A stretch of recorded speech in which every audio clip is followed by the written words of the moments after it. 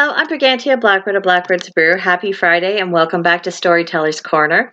This week we're looking again at the world of Game of Thrones and specifically the quote, "You win or you die."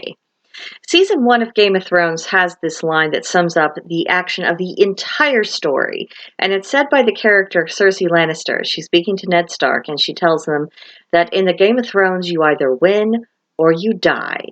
And this line has stuck with me because we see that theme play out in all of the subsequent seasons, and it represents a ruthless pragmatism that was a fundamental part of the show.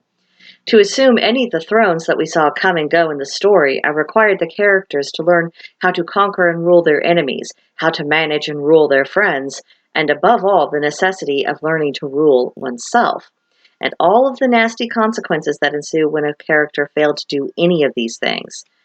Because the Game of Thrones isn't just about winning battles and wars. It's about politics and influence, economics and trade, religion, philosophy, and figuring out how to keep all of those balls juggling up in the air. Failure in this universe wasn't a question of losing an election and gosh, I better go home now that I've been defeated.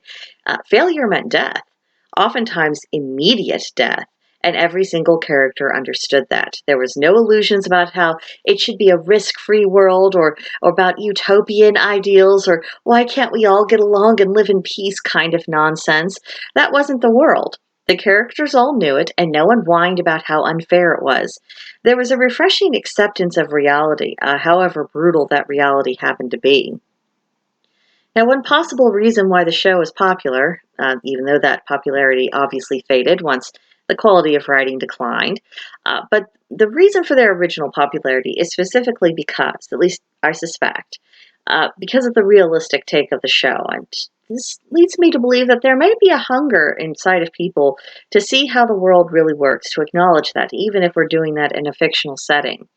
Because we're living in an age of shattered illusions, and many people are looking at the consequences of civilizations that chose to shelter themselves from reality, and they see just how destructive that ultimately is.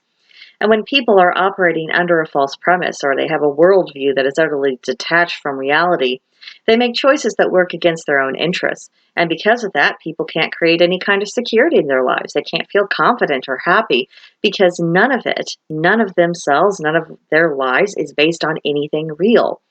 And so this prevents people from being able to see what's coming down the road, likely consequences of actions and events. These lies and illusions, they might be comforting for a few moments, but it's only a matter of time before the person smacks up against the wall of reality and has a very rude awakening. So to win is to be a victor, and the question becomes, what do we seek to achieve, and is that goal worthwhile? In Game of Thrones, the characters' goals all revolved around the throne. Even those characters who weren't planning to assume the throne themselves, their actions were nevertheless affected by the gravitational pull of it. Now, one thing that was missing from this equation is what exactly did these characters intend to do if they managed to claim the throne? After all, getting the crown and being able to keep it are not the same thing, as season after season demonstrated, and if we're being honest, as all of human history has demonstrated. Now, most of us are not questing after power of that kind, but there is a throne that is not only within our grasp, but it is our duty to claim, and that is self-sovereignty, learning to rule ourselves and exercise our agency in life. If we aren't in charge of ourselves, then rest assured there will be somebody else, probably a lot of someone else's, who will be delighted to tell us what to do and how to do it and feel important while they do this and think that we couldn't possibly get through life without them. If we allow ourselves to be reduced to such a pathetic status and exist as little more than a puppet on someone else's string, then is that really life? Have we not, by doing this, accepted a death of the spirit? It's worth contemplating, and I hope anyone watching this decides to exert the willpower to win in their personal Game of Thrones.